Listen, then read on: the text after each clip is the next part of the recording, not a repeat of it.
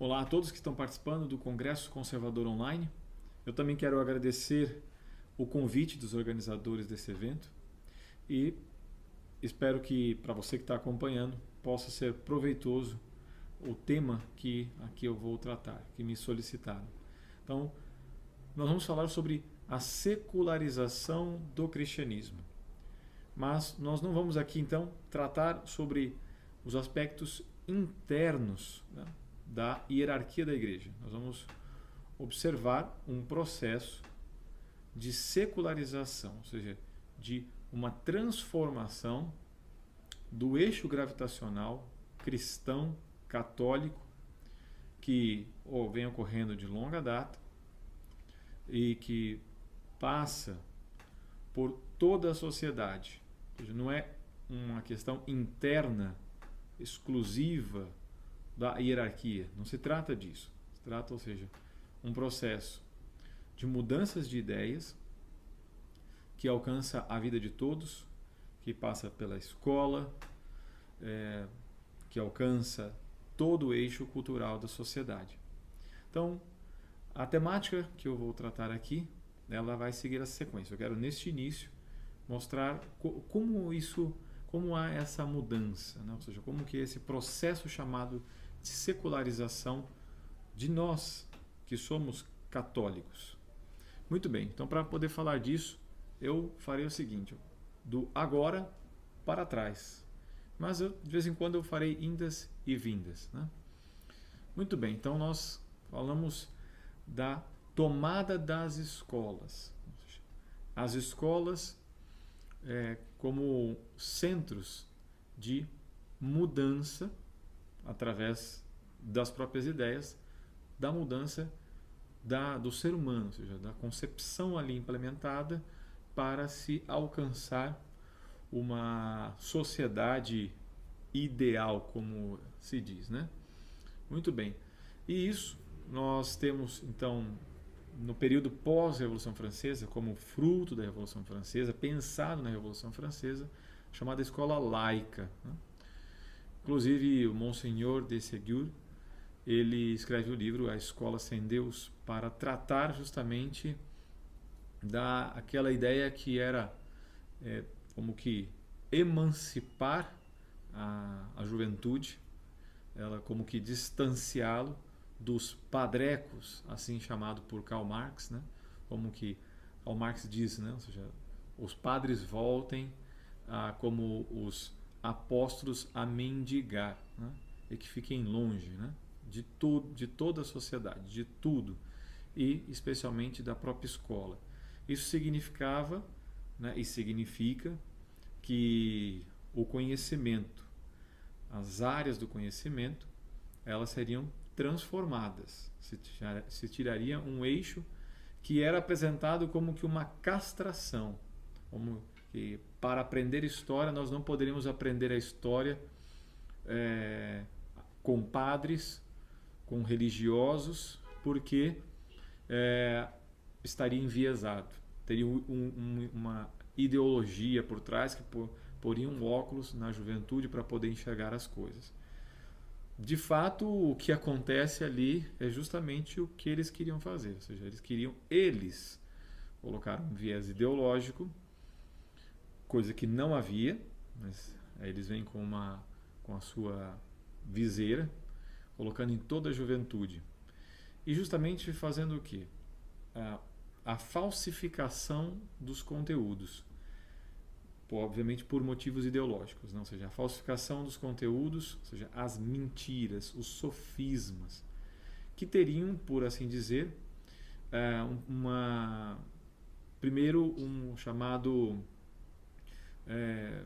vamos colocar assim, né, como uma adulteração do passado. Ou seja, eles vão apresentar elementos históricos adulterados, falseados. Eu vou aqui então citar um trecho de um autor muito consagrado, né, um grande escritor que se chama Hilaire Belloc. Ele vai nos ajudar aqui a entender isso sobre a adulteração do passado. Que interesses podem seguir-se de uma adulteração do passado? Muitos. O mais importante é o domínio do presente e do próprio futuro. A história do que fomos explica o que somos. Se mudo a história, te oculto, então o que realmente és. E se não sabes o que és, serás o que eu quero que sejas. Se mudo ao menos em tua mente teu passado, posso fazer-te guerrear contra teu pai e tua mãe, fazendo-te acreditar que sejam teus inimigos. Posso fazer-te odiar a teus benfeitores e posso lograr que me beijes as mãos, cheio de gratidão, apesar de que eu seja o ladrão que lavou o cérebro. Então é interessante aqui Hilaire Belloc quer nos mostrar, ou seja, esta realidade de que os conteúdos, os próprios materiais que de longa data são passados às crianças e jovens, passaram por uma adulteração do passado, por mentiras ou por reinterpretações, adequações, né? Como quem olha aquele dado histórico, mas não é que esquece, que não percebe, mas que oculta o fato de que pode ter havido um erro involuntário, uma decisão equivocada de uma determinada pessoa, um líder, um personagem histórico importante e que esta pessoa fosse um religioso católico. Então, sempre quando se volta para falar de fé, religião e de Deus, o que se encontram nestes materiais são todo um processo de adulteração. Então, aqui, para a gente entender essa criança que cresce católica, passa pela própria escola, mas também tem uma vida religiosa e sua família, ele não passa simplesmente por uma observação de algum problema litúrgico, né? Mas já acontece na própria escola, porque lá na escola os próprios materiais foram modificados. Então, nós vamos encontrar os programas, o próprio programa de estudo, a formação dos professores, junto com o próprio material, ou seja, que cuida ali do seu cotidiano, todos eles transformados, ou seja, o processo de educação adulterado. E o professor, dentro desse processo, é um agente que vai transmitir aquelas ideias equivocadas, porque nem ele mesmo checou na história através de fontes primárias, de autores, né? De outros autores que além daqueles controlados dentro do programa de estudos que o professor então recebe na sua formação. E isso então nós podemos chamar de uma vitória política, porque essa tomada da escola, a laicização da escola, a falsificação dos conteúdos, a mudança da formação dos professores, quer alcançar uma vitória política, que nós podemos aqui atribuir também, não restringir, mas aquilo que se chama revolução cultural. Ela é mais abrangente, mas trazendo para o processo educacional também, ela se encontra dentro do processo educacional, a chamada revolução cultural, que usa do instrumento de manipulação, neste caso, dos próprios conteúdos. Mesmo dentro da escola, quantas vezes nós assistimos histórias, vemos aí um programa, um documentário, que sempre quando fala da igreja, de coisas passadas, a ótica, a visão apresentada, geralmente e quase sempre é pejorativa. Nós vamos entender por que se faz isso e como isso atinge diretamente a fé, a nossa vida na igreja, a própria igreja, ou seja, o processo da secularização. Então, um exemplo agora ainda nesse início, né, como muitas vezes nos materiais e na fala dos professores se condena tacitamente a escravidão no passado, ou seja, se mostra os horrores da escravidão. E aqui eu não estou para falar sobre isso, mas é para poder mostrar que, por exemplo, hoje ainda existe escravidão. E não se condena essa escravidão e vários tipos, né, de escravidões que ainda acontecem. Mas aquelas, elas parece que estavam relacionadas a pessoas que eram católicas.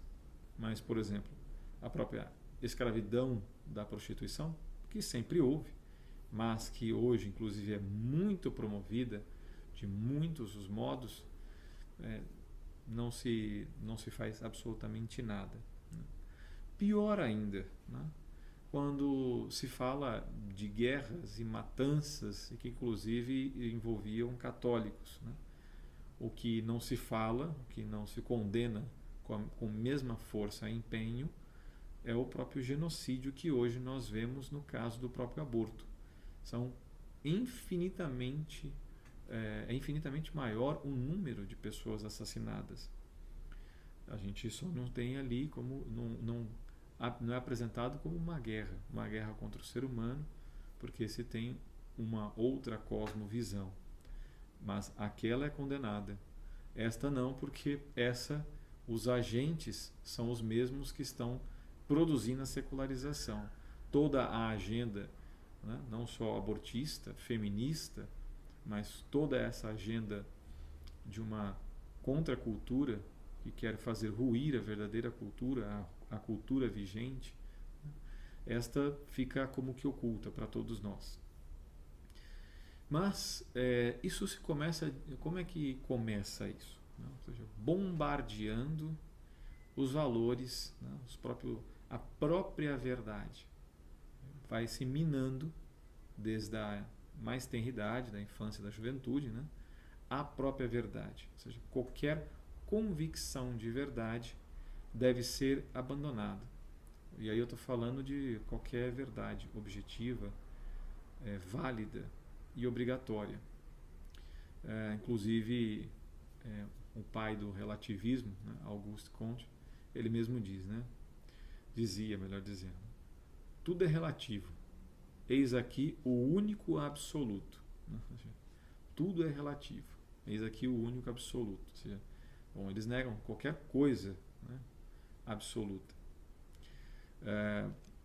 Muitas vezes encontramos também em outros materiais relativistas algo como que não há nenhuma verdade objetiva. Essa é a mais objetiva das verdades, né? Assim, então, apresentada às nossas crianças, como se, olha, não existe verdade.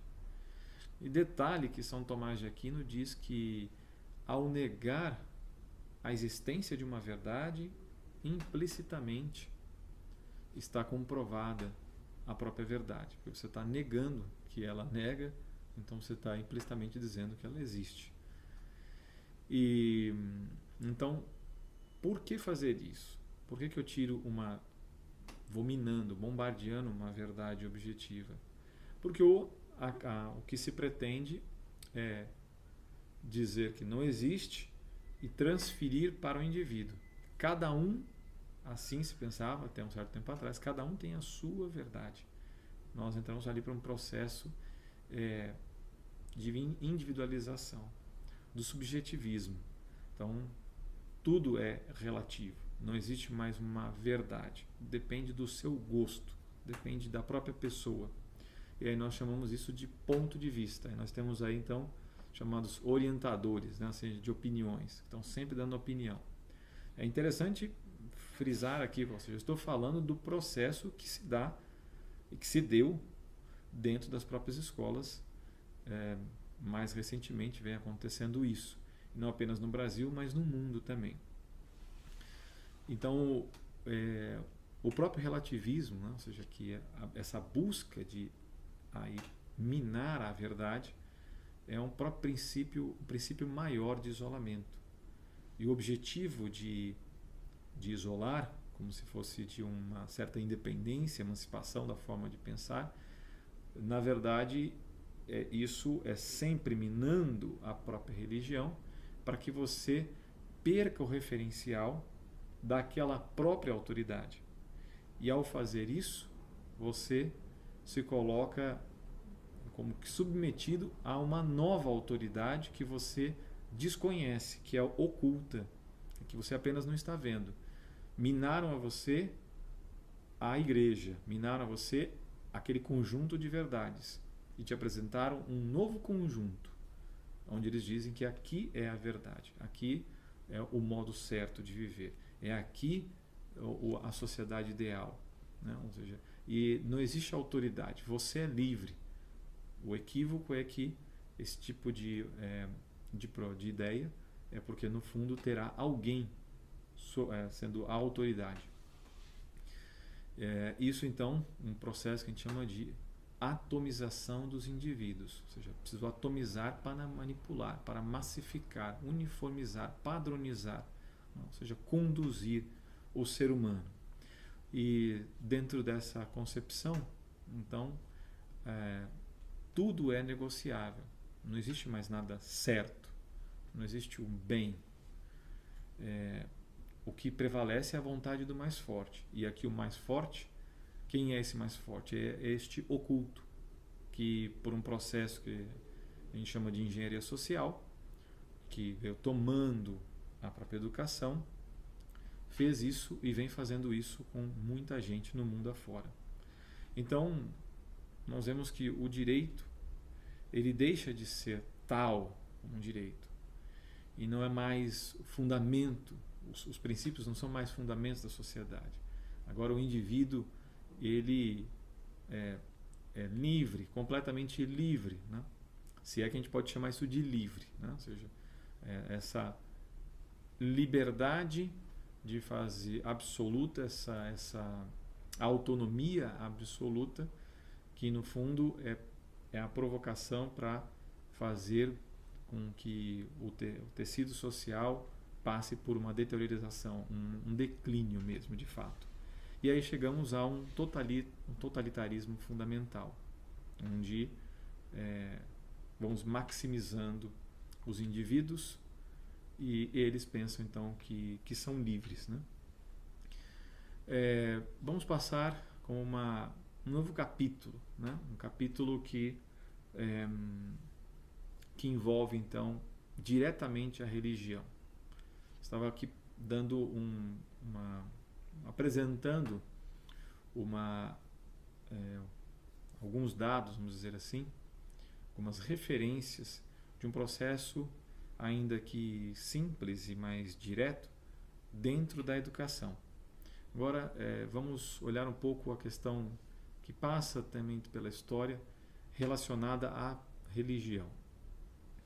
Nós ouvimos no passado um pouco e ainda ouvimos, né, como que a religião é uma invenção dos homens, um produto cultural, né? O que se pretende fazer quando se fala algo assim? O que estão pretendiam fazer, né, era roubar a religião das pessoas. É uma invenção. Tá? Ou seja, por que fazer isso? Justamente para tirar a autoridade. Rouba a religião para colocar quase como que uma nova religião, ou seja, uma estrutura nova, né, em que você deixa aquelas, vamos chamar aqui, regras, e que você acha que é livre, mas você aderiu a novas regras, mas que não percebe que são novas regras. No fundo, esses que propagandeavam esse tipo de ideia, o que eles pediam era um ato de fé humano. Então, como que o homem deixa de obedecer a Deus, que deixa o caminho da religião católica para a pessoa passar por ela, não, para agora livre dela, liberto dela, como objetivo maior, libertá-los da própria igreja, do próprio conjunto de verdades, de um ato para um ato humano, de alguém que a gente nem sabe quem é. Como que ocultamente falando, não acredite na igreja. E que depois, num segundo momento, não acredite em Deus. Você acredita em Deus, mas um Deus que você também adequa, né? Não o Deus verdadeiro, o Deus revelado, o Deus, né, cristão, ou seja, nosso Senhor Jesus Cristo. Não, Ele como verdade. Não. Então, primeiro se nega a igreja, depois a segunda fase, como que Deus diretamente. A gente vê também, e via, uma certa diminuição do interesse das pessoas pela própria religião católica, como que diminuindo, por inúmeros fatores, né? Alguns deles nós vamos nos lembrar, vamos perceber, né? Ou seja, alguns vão lembrar do passado e talvez vejam hoje em dia, que é o próprio esvaziamento da sua identidade, daquilo que é próprio, né? Do cristão, do católico, né? Então esse esvaziamento, como que a pessoa se mescla, ela está sempre se moldando, se adequando e tal. Minimizar as realidades históricas. Então é sempre, quando se olha para tudo que havia de verdade, de realidade histórica da igreja, né, se tende ali a uma redução, um desprezo, sempre uma crítica. Isso não digo só nos materiais, como eu dizia, na escola, mas os próprios cristãos católicos, né, muitas vezes não sabem nem dar razões da sua fé, não apresentam como quem vive de fato, né? Uma substituição também dos próprios mistérios da fé por um espiritualismo, por um sentimentalismo. Então as pessoas elas não conhecem nada, né, da história, né, dos mártires, dos santos padres, não conhece a Igreja Católica.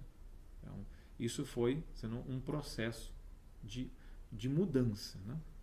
Hoje o que nós temos, já de um certo tempo, uma certa desvinculação daquele ato apostólico, ou seja, daqueles santos que se debruçaram diante do sofrimento humano e que eles imbuídos, né, de um contato, de uma união com Deus, eles imbuídos por isso iam auxiliar as pessoas e faziam obras apostólicas. Hoje uma distorção, como que a igreja ela só existe para sanar os problemas sociais. Ela existe como se fosse um grande hospital. E o aspecto espiritual, ou seja, a salvação das almas, como que deixado de lado, descartado, ocultado, né? Transformado, desfigurado. Então, nós vemos muitos falando de compromisso social, de uma certa politização da religião, e não percebem o quanto isso fez mal, porque isso não sacia o homem. O que sacia o homem, o que satisfaz o homem é o próprio contato com Deus. E que por conta desse contato, ele não é alienado, né? Ele acaba se voltando para aquele que sofre. E que sofre de todos os modos, e ele quer justamente ali auxiliar. Então, aqui nós vemos também, dentro desse processo, a própria perda das vocações.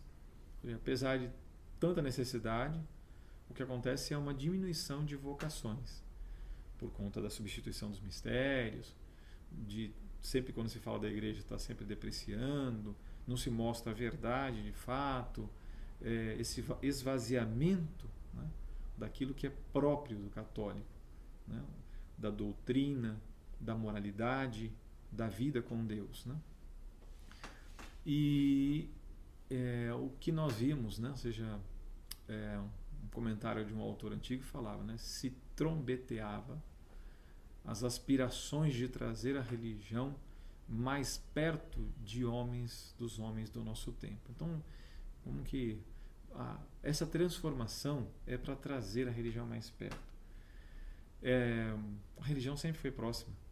Quando se olha a história de santos na antiguidade, nos vários momentos, vários períodos, né, séculos que foram longos da Idade Média ou da Idade Contemporânea também, não havia distanciamento. Isso é uma grande farsa construída, difundida, propagandeada, que vem esvaziando e adulterando. Como diria o falecido, estimado Monsenhor Juan Cláudio Sanaúja, querido amigo, né, que tive ali a alegria de conviver, aprender dele e publicar inclusive algumas obras dele aqui no Brasil, falou, olha, esvaziar o cristianismo, esvaziar o seu credo, a sua doutrina, a sua moral, toda a sua beleza, desrevestir e dizer como que nós somos funcionários públicos, né? Nós estamos ali como que fazendo filantropia. E esse é o grande equívoco. Muito bem. Vamos dar um passo adiante. Ou seja, vendo esse processo de uma forma, como eu disse, simplificada, mais direta, porque os elementos são muitos. E acredito que em outros ambientes, com outros autores, com vasta literatura, inclusive outros grandes homens que vêm aí desbravando e falando do processo de secularização que vem acontecendo com os cristãos, né, do próprio cristianismo, muitos vão poder ali aproveitar. Eu estou aqui como que trazendo alguns elementos para a compreensão e espero ao final fechar essa ideia de uma forma não apenas compreensível, mas que a gente possa tirar um proveito para nós. Então, esse processo de secularização, ele é de um ataque. Em suma é isso, ele é um ataque. Ele é um ataque nos pilares da sociedade. Quais deles nós vemos aí nos últimos séculos? Especialmente a vida e a família. E esse ataque, ele tem como objetivo fazer uma transformação social. Ele quer transformar. E essa transformação tem outros pilares. Então, nós vemos um deslocamento, uma mudança de uma centralidade que, como diria João 23, né, quando o Evangelho guiava as nações, as pessoas, a vida, não era uma coisa como que paralela, não? Ou seja, não, você é cristão dentro da igreja, mas sua vida na sociedade é diferente, né? Não tem uma relação direta com o que você acredita. Então, ali João 23 fala, não, historicamente não era assim. Então, para se mudar o centro gravitacional de Deus, entronizado, né, o que se faz? Se coloca uma nova antropologia. Se exalta o ser humano, esse ser humano é colocado no centro das coisas. E um pouco parece que estranho falar isso, né? Como se Deus, né, não cuidasse do ser humano e tal, mas para dizer, ou seja, Deus é o centro das coisas, né? Não é o homem. O homem, se ele for o centro, ele acaba se voltando contra si mesmo, porque ele mesmo se esgota, ou seja, não é suficiente o próprio ser humano. E esse processo acabou sendo e acaba sendo desumanizador, porque ele vem com uma nova estrutura materialista. Mas para a própria implementação de uma visão materialista, nós vemos que foi se mudando, né? Ou seja, esse processo foi de modificação da própria verdade, como que primeiro, como que construindo uma nova verdade, desplugando ela da própria relação com a religião, a verdade religiosa, a verdade revelada. E depois, então, que se conseguindo alastrar um relativismo para todas as áreas, um relativismo histórico, um relativismo moral, né?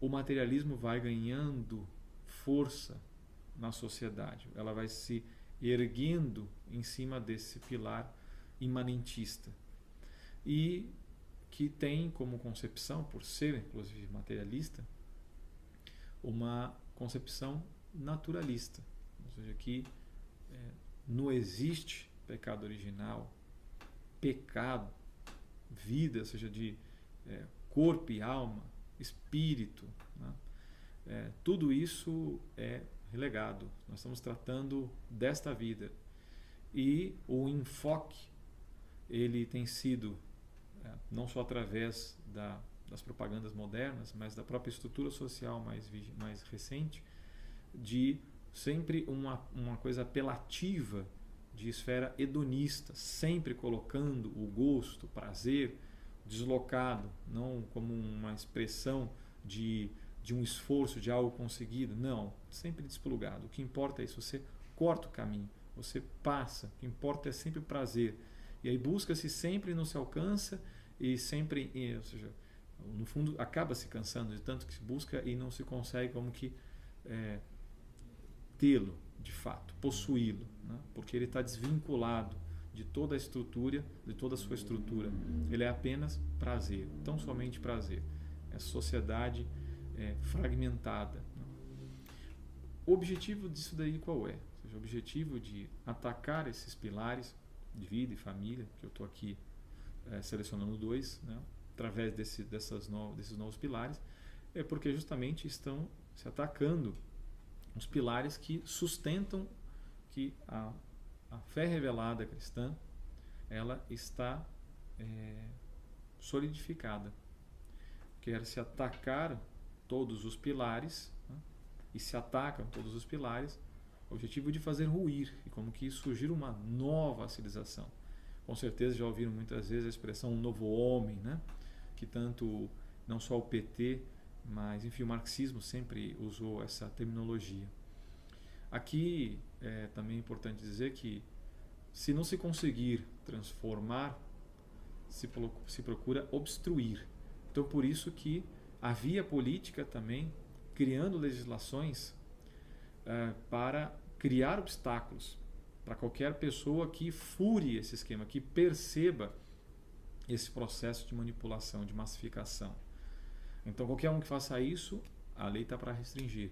Então por isso aquele conjunto, né, de, digamos, como que um programa que vem sendo implementado, tentando se implementar em muitos países, né, declinando os países com gênero, aborto, célula-tronco embrionária, reprodução assistida, eutanásia, morte digna, a politização através, por exemplo, do movimento LGBT. Tudo isso daqui faz parte de um grande programa que, como tenho dito, né, seria um conjunto de crenças, né, distante de todos nós, né, se não tivesse aparelhado o Estado e tivesse força coercitiva. Se não fosse isso, seria uma crença, assim, como o pensamento sobre gênero, as ideias que as feministas às vezes se apresentam, os absurdos que se falam pela questão do próprio aborto. Então isso aí seria de lado, né? E veja, Chesterton, ele tem algo aqui a contribuir, né, no livro O Homem Eterno, né? Bom, ele sempre tem a contribuir, né? Ele fala assim: a natureza não se chama a Ísis e nem busca a Osíris, mas busca desesperadamente o sobrenatural. E em outro lugar acrescentava: o que tem mais de natural no homem é o próprio sobrenatural. Eis aqui a última palavra da questão. Sua natureza o obriga a adorar, e por muito disforme que seja o Deus, e estranha e rígida sua postura, a atitude de adorar é sempre generosa e grandiosa. Prostrando-se se eleva, com as mãos juntas é livre, ajoelhado é grande. Libera-o de seu culto e o encadeareis. Proíbe-lhe de dobrar os joelhos e o rebaixareis. O homem que não pode rezar leva uma mordaça. O indivíduo que executa os gestos da adoração e do sacrifício, que derrama a libação ou levanta a espada, não ignora que executa um ato viril e magnânimo e vive um dos momentos para os quais nasceu. Ou seja, o homem ele tem necessidade da vida em Deus, né? E da vida com Deus, né? Ou seja, da própria vida sobrenatural, é da própria natureza do homem, que vem sendo atacada, dizendo que não existe isso. Tudo isso é uma mentira, é um produto cultural. Isso como diria Durkheim, né? Ou seja, tudo isso aqui foi imposto por um grupo, né? Inclusive, vale a pena citar esse trecho de Durkheim, né? O indivíduo receberia da sociedade todo o seu mundo mental. O mundo ideológico do indivíduo seria o reflexo da sociedade em que vive. O verdadeiro e o falso, o bom e o mal, o belo e o feio, toda a gama axiológica seriam determinados enquanto tais pelo grupo social. Então, para ele não existe o bem e o mal. Na verdade, a igreja, né, que é quem está sendo atacada, ela que impõe um conceito sobre isso. A visão que ela tem sobre verdade, liberdade e amor, tudo isso é castração, é repressão. Então, para isso, você tem que se passa a atacar esses princípios, mostrando como que é um grupo. No fundo, é um grupo, não a igreja. Este novo grupo que construiu essa narrativa e que vem como que assolando a sociedade e vem conseguindo tomá-la, né?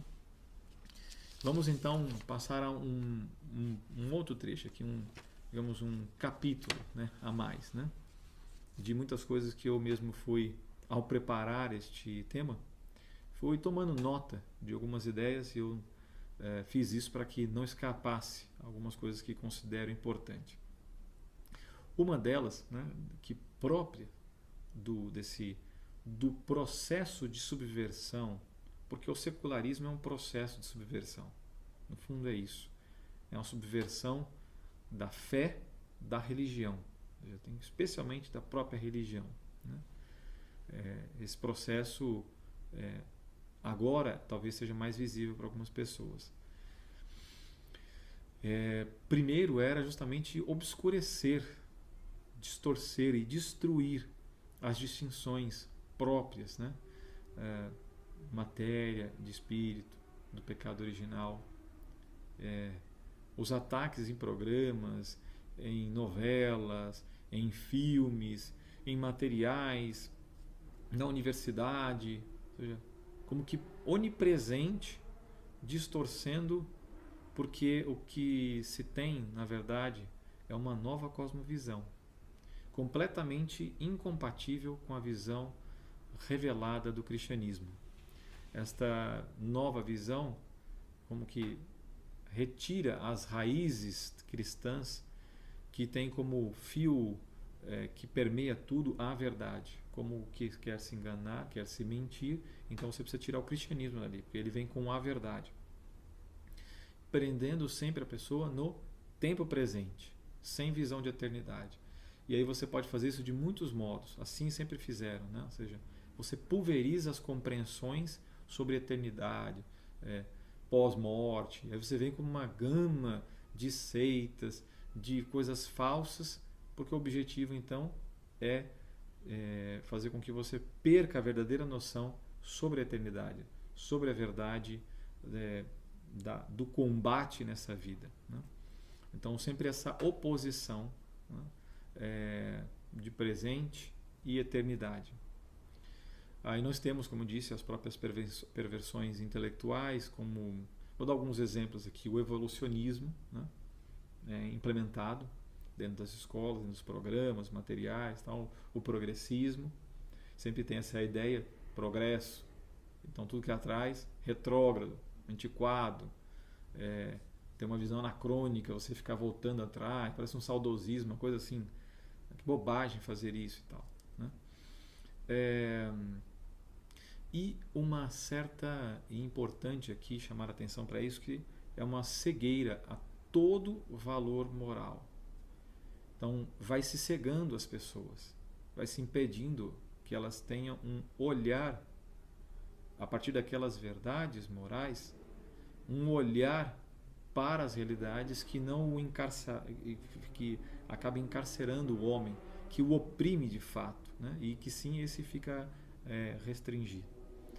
Então há certas indiferenças com o bem e com o mal que são apresentados, que a gente pode chamar isso de duplicidade de critérios morais objetivos, que é justamente os programas trabalham com desenhos e tantas coisas mais para as crianças e jovens, né, para dizer que não existe nada certo, porque você mostra uma coisa bonita, mas ao mesmo tempo você coloca o vilão sendo o melhor e aquele que deveria zelar e que é a pessoa boa, né, como às vezes um policial, você denigra a imagem permanentemente.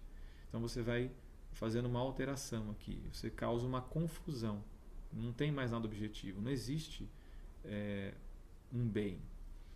Então uma visão também falseada da própria vida, ou seja, a vida, aquilo que por exemplo é pecado, né, objetivamente falando, não, o pecado é glamourizado, Então, como pecado não é mais pecado. Depende do espírito da nossa época. Ou seja, nós temos que fazer uma releitura dos textos sagrados da Bíblia. Nós temos que olhar isto como se fosse uma coisa lá do passado. Não, agora com o advento do cientificismo, das novas ciências, que temos que fazer uma releitura sobre todas aquelas palavras, aqueles símbolos, né? E aí a partir disso vai se esvaziando, né? E o que era pecado não é mais pecado, o que é certo não é mais certo, é tudo muito confuso. Uma certa então revolta contra tudo que é obrigação, porque inclusive quando a gente fala de moral, para as pessoas de modo geral a moral é sempre algo de proibição e não entende a relação íntima de união entre religião e moral e da própria moralidade, ou seja, da relação do homem com Deus, né? dessa busca do eterno, do sobrenatural, como diz Chesterton. Então, foi bem sucedida a propaganda, porque sempre eles pegavam um modelo de algum puritano, sempre um modelo de alguém que vivia de modo bastante equivocado, para você realmente odiar qualquer coisa que tenha relação com moralidade, né? E então, aqui, antes de passar para um outro trecho, né, e falar do próprio Estado, é como para dizer que o processo de secularização ele tem, como eu aqui tentei mostrar, vários itens, né, e ele vai atingir através das próprias ideias, porque esse é o objetivo, para poder alterar a vida da pessoa, você transforma as ideias, você precisa desterrar as verdadeiras e ali implantar novas ideias. Ideias equivocadas vão fazer a pessoa ter uma vida equivocada, como diria o próprio Santo Agostinho, né, nas Confissões. Agora, vamos tentar dar digamos, de uma forma mais esquemática, inclusive colocar alguns pontos aqui, importante. Então, com isso, o que nós temos? Eu dizia lá no início, uma estrutura que parece aparente de uma nova religião, de um novo padrão. Exatamente, ou seja, essa nova religião é o Estado, ou seja, como que é antirreligioso. As pessoas falam, é indiferentista, é neutro. Será que é neutro de fato? Ou é neutro em relação à religião? Mas, na verdade, ele já tomou um partido. E o partido não é ser neutro, o partido é ser contra, por tudo que significa a religião. E porque justamente só reconhece tudo aquilo que é imanente, que é terreno. E quem é então a causa eficiente, né? Numa linguagem filosófica, ou seja, quem são os agentes que vêm fazem parte dessa secularização? Bom, são aqueles certos movimentos que nós já vemos desde a atualidade até muito antes. Nós temos aqui as próprias feministas, né? Toda essa plataforma que o próprio Monsenhor Sandaúra fala em seu livro, né? O pacifismo, o ecologismo, inclusive esse falso, assim eu tenho que dizer, ecumenismo, né? Ou seja, ninguém quer destratar uma pessoa que é de uma outra religião, só que com essa falsa ideia foi se implementando o esvaziamento do que era a própria identidade. E isso é visto na própria história. Recomendo o livro Poder Global, Religião Universal 2, ampliado. Nós publicamos pela Catequese, onde o Monsenhor vai falar destas colunas, né? Objetivos específicos que eles então buscam, né, através dessas novas diretrizes, né? Esses grupos vão tentando modificar. Eles buscam remodelar o comportamento das pessoas. Então, por isso eu dizia de uma transformação social. É um novo código ético. Você busca fazer, ou seja, é um novo padrão, uma nova moralidade, vamos dizer assim, com base na visão ética que a ONU vem tentando, uma das entidades, das instituições que vem tentando implementar essa mudança, que é a própria ONU, né? Um efeito pessoal e depois efeitos sociais. Bom, você vê que a própria fé fica diluída, porque vai se abalando desde a escola, com o processo de adulteração, de falsificação da verdade, da história, da ciência, não é? A própria vida moral, a vida religiosa, todo esse esvaziamento vai como que diluindo, né? A fé e a verdade religiosa.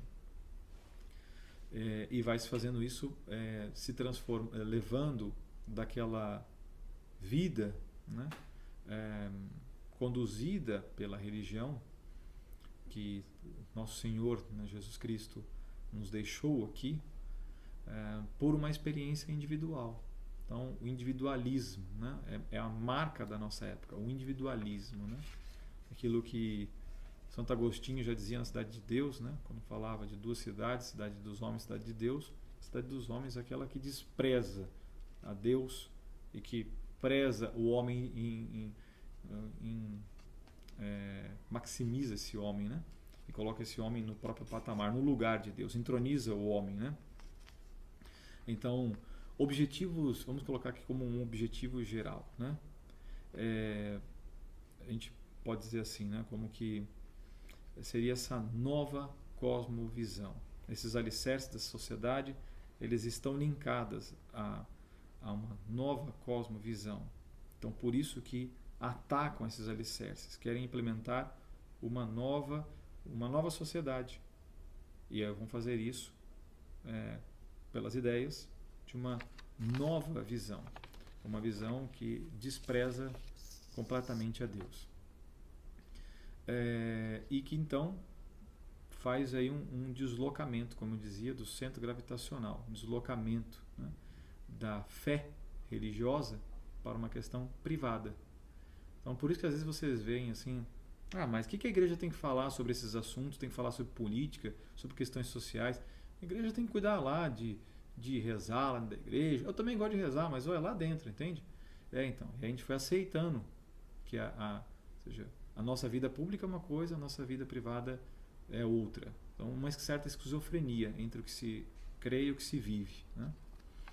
Então, a esfera do privado foi, ou seja, no fundo foi relegar, colocar os cristãos lá no cantinho, né?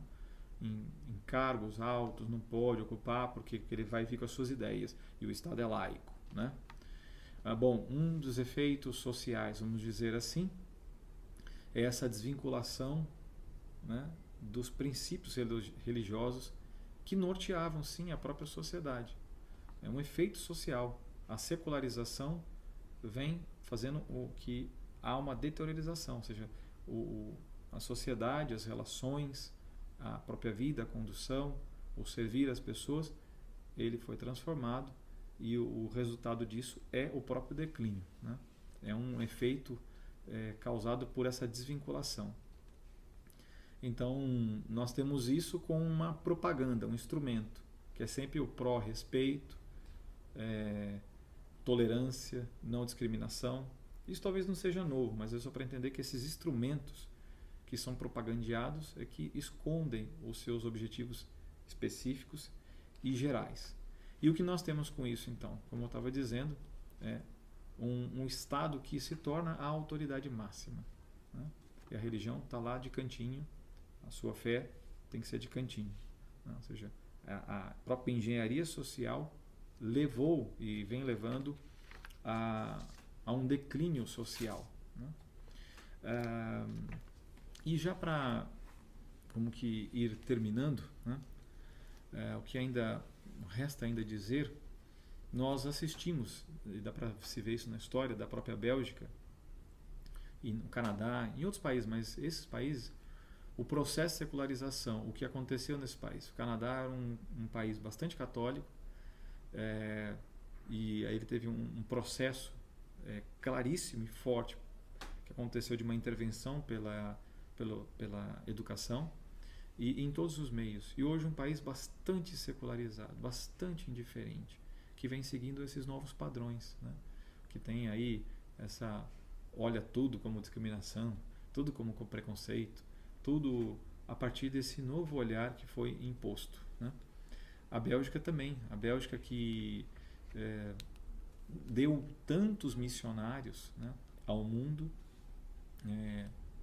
foi perdendo, foi sendo adulterada, né?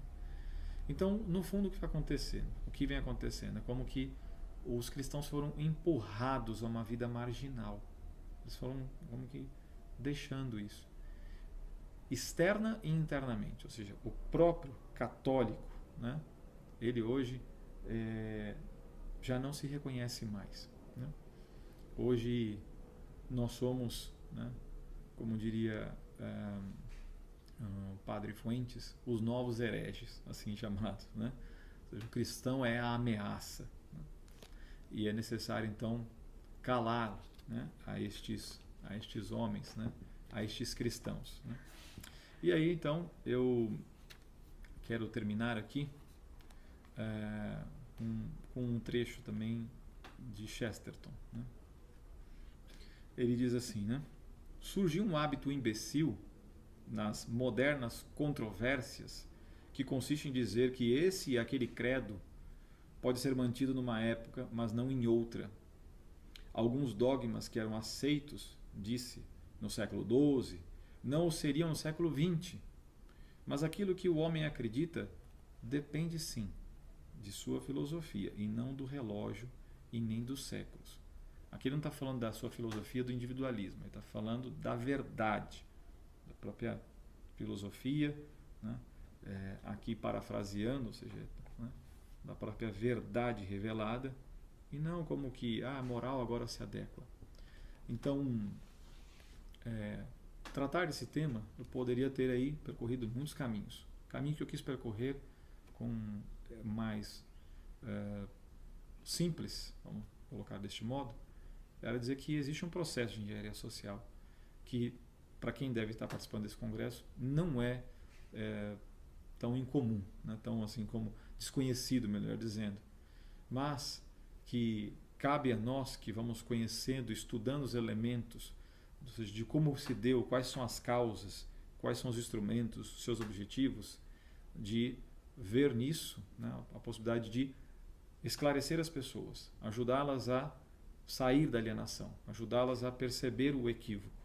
E aqui, se nós estamos falando de secularização do cristianismo, nós estamos falando claramente da própria fé católica, da nossa vida com Deus, da minha vida, da tua vida também com Deus, que deve ser vivida dentro daqueles princípios que foram alicerçados, que estão nos evangelhos, que a igreja, que é a instituição deixada por nosso Senhor Jesus Cristo, com a vida dos santos, né? Ou seja, que vai nos mostrando o caminho, né, de seguir este caminho certo, né, e não a se adequar a nova religião, uma nova moralidade, um novo código ético, a novas compreensões e novas ideias que têm levado ao declínio social e também à perda da fé de muitos. Então, termino aqui e espero que de alguma forma tenha contribuído e que continuem participando também do Congresso Conservador Online, e espero vê-los também em outros episódios e em outros momentos também, a gente aprofundando temas tão importantes para a nossa vida. Um forte abraço, até mais.